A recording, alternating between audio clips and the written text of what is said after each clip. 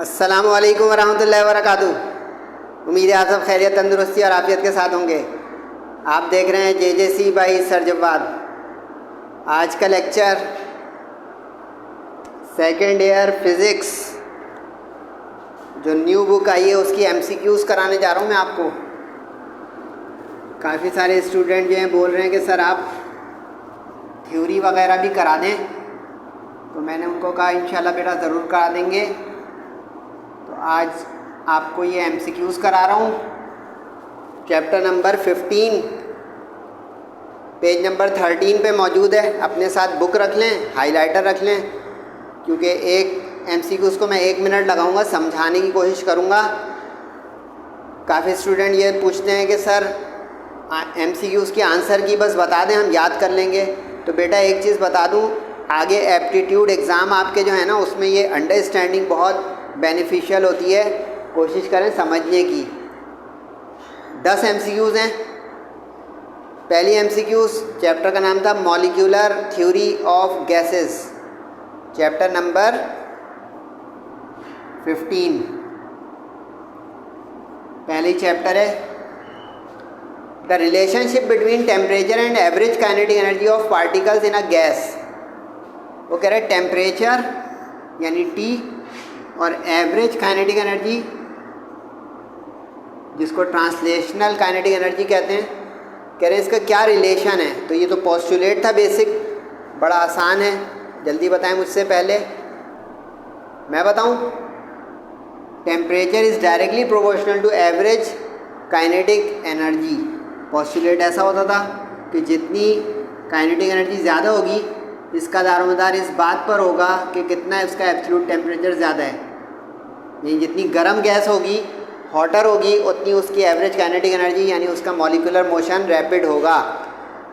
दूसरी MCQs standard conditions of temperature and pressure, जिसको STP कहते हैं, कि इससे क्या मुराद है। फर्स्ट ईयर की केमिस्ट्री में भी हमने पढ़ा था, सिर्फ कंप्यूटर साइंस वाले ध्यान कर लें।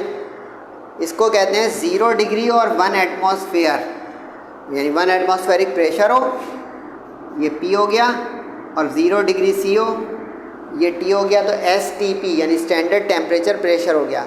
इसमें बस जो रीमेक आ सकता है वो साइड पे लिख लें कि 0 डिग्री को 273 केल्विन भी वो बोल सकता है सिर्फ चेक करने के लिए, और 0 डिग्री को 32 डिग्री फ़ारेनहाइट भी बोल सकता है। यानी यूनिट चेंज करके वो ये MCQs दे दे। और 1 एटमॉस्फेरिक का मतलब 1.013 भी आगे लिख सकते हैं, लेकिन वो सिग्निफिकेंट डिजिट है। न्यूटन पर स्क्वायर मीटर या पास्कल। तो देखा सर के साथ MCQs देने का फ़ायदा शुरू हुआ कि सिर्फ आंसर की पे टिक नहीं लगा रहे हैं, उसके इफ़ एंड बट भी बता रहे हैं। तो इसको कहते हैं standard condition of temperature and pressure. और जो साइड पे बताऊँ वो इजाफी आप अपने पास नोट करते रहें, तो इंशाल्लाह आपका फ़ायदा हो जाएगा बहुत ज़्यादा।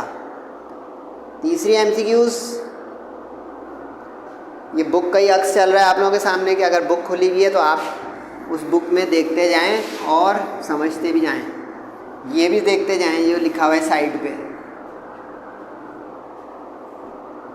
If a temperature is kept constant, अगर टेम्परेचर को कांस्टेंट कर दें, यानी T कांस्टेंट हो जाए और वॉल्यूम जो है वो डबल हो जाए, डबल यानी वॉल्यूम को हम डबल कर दें, मल्टीप्लाई बाई 2। तो अगर आपने बॉयज़ लॉ पढ़ा हो तो ये बॉयज़ लॉ का सवाल है, क्योंकि बॉयज़ लॉ में कांस्टेंट रहता है टेम्परेचर। गैस लॉज भी थे इस चैप्टर के टॉपिक्स। बॉयज़ लॉ कहता है कि वॉल्यूम जो है वो प्रेशर के इन्वर्सली प्रोपोर्शनल होता है। सही है। अब उसने कहा है वॉल्यूम को डबल कर दें, यानी अब वॉल्यूम को अगर हम डबल कर दें तो खुद ही बताएं क्या होगा। प्रेशर हाफ हो जाएगा 1/2, reduce to 1/2 of the original value, A option. लेकिन अब साइड पे इसका रीमेक लिखें। अगर वो कह देता कि वॉल्यूम हाफ कर दें, तो वॉल्यूम हाफ करने में प्रेशर डबल हो जाएगा, इसी तरह कभी प्रेशर को 1/3 कर दे तो वॉल्यूम 3 टाइम्स हो जाएगा एंड सो ऑन। लेकिन इसी के साथ चार्ल्स लॉ का भी रीमेक लिख लें अपने पास, क्योंकि चार्ल्स लॉ का इस एक्सरसाइज में कोई सवाल शायद ये नीचे देखेंगे। चार्ल्स लॉ कहता है कि volume is proportional to absolute temperature, यानी किसी गैस का अगर केल्विन टेम्परेचर डबल कर दें टेम्परेचर तो वॉल्यूम डबल हो जाएगा, ये हाफ़ कर दें तो ये हाफ़ हो जाएगा। ये डायरेक्टली प्रोपोर्शनल है। बस केल्विन ज़रूर देख लीजिएगा, अगर सेंटीग्रेड होगा तो +273 करके केल्विन बनाएंगे, उसके बाद हम चेक करेंगे। ये सही है। अच्छा, इसी में अगर मैं ये भी बताऊं, एक आधा मिनट और ले लूं कि बाकी ऑप्शन कब सही होते हैं। प्रेशर डबल कब होता? अगर वॉल्यूम हाफ होता।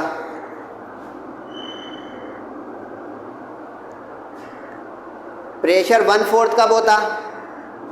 जब वॉल्यूम 4 टाइम्स हो जाता। और 4 टाइम्स, क्वाड्रुपल का मतलब 4 टाइम्स होता है। प्रेशर 4 टाइम्स कब होता? जब वॉल्यूम को 1/4 कर देते। कैसा मज़ा आ रहा है लेक्चर में? तस्वीर खींच रहे हैं, मर्ज़ी है भाई आप लोगों की, हम तो पढ़ा रहे हैं।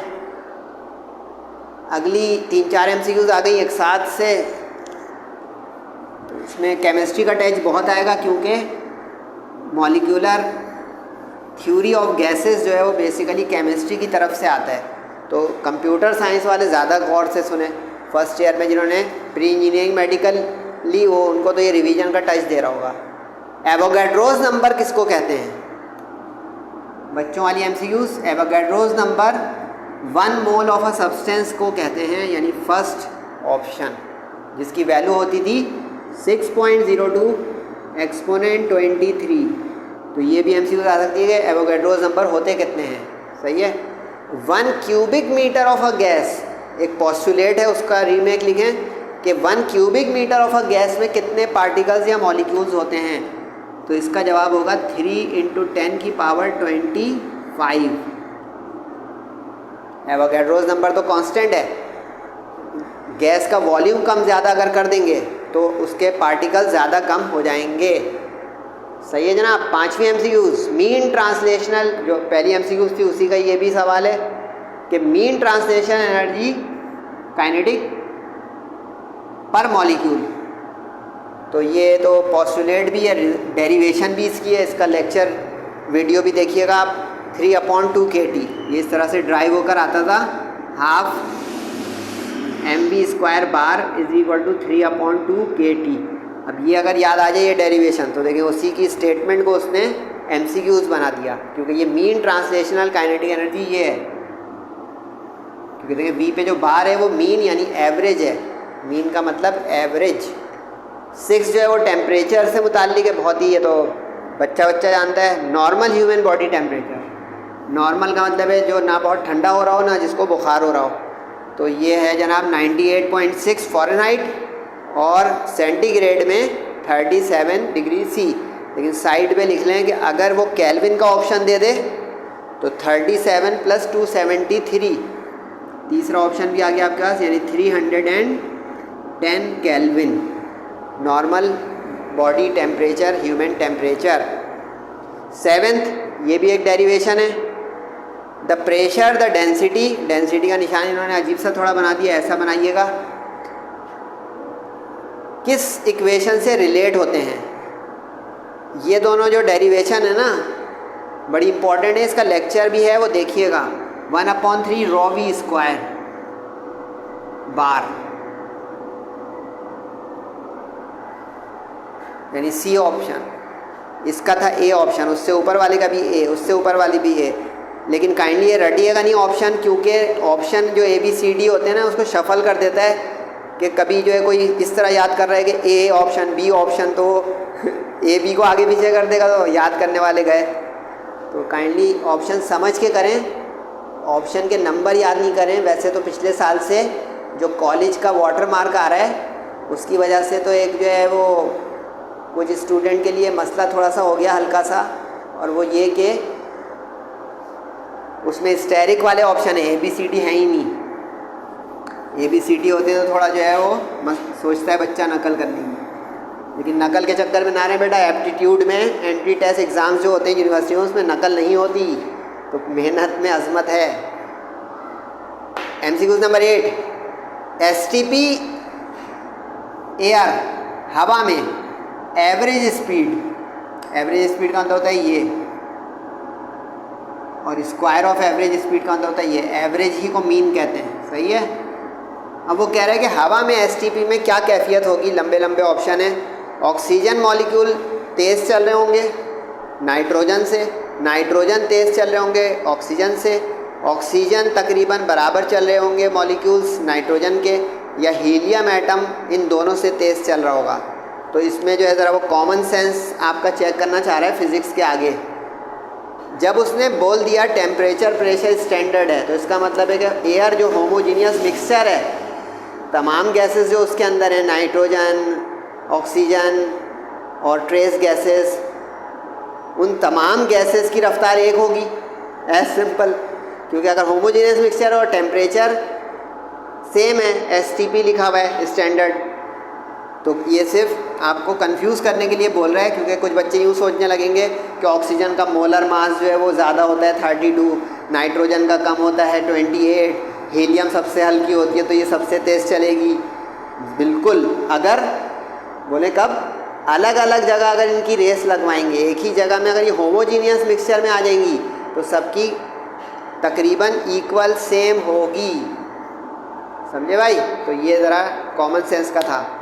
साइड पे लेकिन लिख लें कि इसमें हीलियम फर्स्ट आ जाती है, यानी फास्टर होती कब, अगर सेपरेट हम गैसेस को और उनकी एवरेज काइनेटिक एनर्जी को देखेंगे। फिर सेकंड नंबर पे नाइट्रोजन आती क्योंकि इसका 28 है, और ऑक्सीजन जो है थर्ड पे आती कि उसका 32 है। क्या मोलर मास 32 ग्राम पर मोल, 28 ग्राम पर मोल, और हीलियम का 4 ग्राम पर मोल। लेकिन अब ये जो लिखा ये इस मकसद से कि अगर वो STP ना देता, अलग अलग कंटेनर में तीनों को ले लेता। फ़ायदा हो रहा है? देखिए 1 मिनट ले रहा हूँ तो कुछ फ़ायदे की बात बता रहा हूँ। मर्ज़ी है आप लोगों की, मुझे सुन रहे हैं कि सिर्फ तस्वीर खींच रहे हैं। If the absolute temperature is increase 3 times, absolute temperature यानी भाई जो केल्विन में हो, अगर उसको 3 टाइम्स बढ़ा दें, यानी टेम्परेचर को कर दिया 3 गुना, तो बताएं RMS वेलोसिटी क्या हो जाएगी। अब इसका एक फार्मूला बस सोचें और बताएं, ये हो जाएगी VRMS होती है जनाब 3kT/m। अब खुद ही देखें इससे क्या रिलेशन बन रहा है। इससे रिलेशन ये बन रहा है कि VRMS जो है वो स्क्वायर रूट ऑफ टेम्परेचर के डायरेक्टली प्रोपोर्शनल है। यानी K तो बोल्ट्जमैन कांस्टेंट है, कांस्टेंट हो गया, 3 भी कांस्टेंट है, कांस्टेंट हो गया। मास अगर हल्की भारी गैस होगी, हाँ उसका एक MCQ साइड पे बता देता हूँ, जो हल्की गैस होगी उसका VRMS ज़्यादा होगा। ठीक है, टेम्परेचर का इस सवाल में जिक्र है 3 टाइम्स, तो अब 3 टाइम्स तो रूट के अंदर चला गया, यानी मल्टीप्लाई बाई 3 हो गया। जवाब भी आपके सामने आ गया। बोलें क्या? रूट 3 टाइम्स हो जाएगा। ये रहा C ऑप्शन। अगर वो बोलता 4 टाइम्स तब ज़रा ट्रिकी हो जाता, क्योंकि 4 जो है परफेक्ट स्क्वायर है 2 का, तो उस सूरत में बोलें 2 टाइम्स हो जाते हैं। यानी कि अगर वो बोलता टेम्परेचर 4 टाइम्स तो VRMS रूट 4 लेने की वजह से 2 टाइम्स डबल हो जाता, क्योंकि इसको आप देखें तो ये तकरीबन बनेगा 1.732 टाइम्स। समझे भाई? आखिरी MCQs आ गई। ये बड़ी मज़ेदार MCQs है, दी एंड हो जाएगा इस पर लेक्चर। लेकिन इसका जो है व्हाट्सएप ग्रुप पे PDF नोट्स जा रहे हैं। जिन्होंने मुझे ज्वाइन कर लिया है ग्रुप में, या मैंने जिनको ऐड कर लिया है, उसमें PDF नोट्स का नई बुक के नोट्स, केमिस्ट्री वगैरह के भी जा रहे हैं। अगर आपको चाहिए तो फ़ौरन रब्ता कर लें, देर ना हो जाए, क्योंकि देर हो गई तो स्टफ़ जो है ज़्यादा एक साथ जाएगा, बच्चे परेशान हो जाएंगे कि इतना कुछ एक साथ। तो फटाफट फ़ैसला करें। सितंबर जा रहा है कि सर जवाद से कुछ दूसरी असिस्टेंस यानी मटेरियल असिस्टेंस भी चाहिए, in addition to moral assistance and support. एक गैस है जिसको एक आइसोलेटेड कंटेनर में आइसोलेटेड कंटेनर वो होता है जिसमें एक्सटर्नल कोई चीज़ अमल ना करे। फास्ट मूविंग ट्रेन में, एक चलती हुई बहुत तेज़ रफ्तार ट्रेन में रख दिया गया है, बताएं टेम्परेचर को क्या होगा। अब उसने जब आइसोलेटेड बोल दिया ना भाई, तो इसका मतलब नो एक्सटर्नल अफेक्ट, इस पे बाहर से कुछ नहीं मसला आएगा, ठीक है।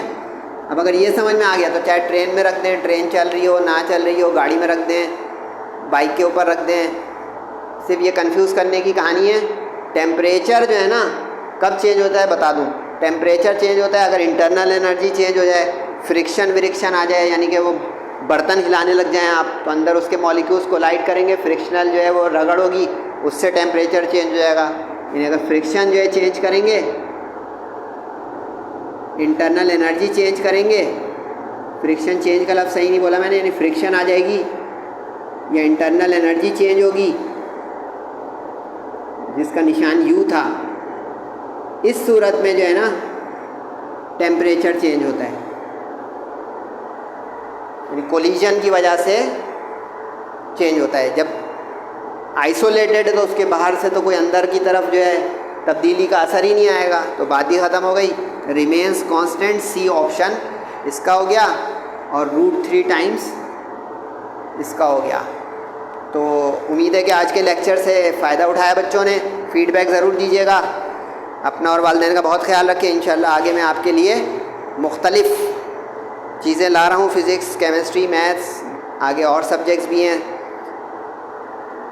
नमाज़ों की पाबंदी करें, दुआओं की दरख्वास्त है। अस्सलामु अलैकुम वरहमतुल्लाहि वबरकातुहू।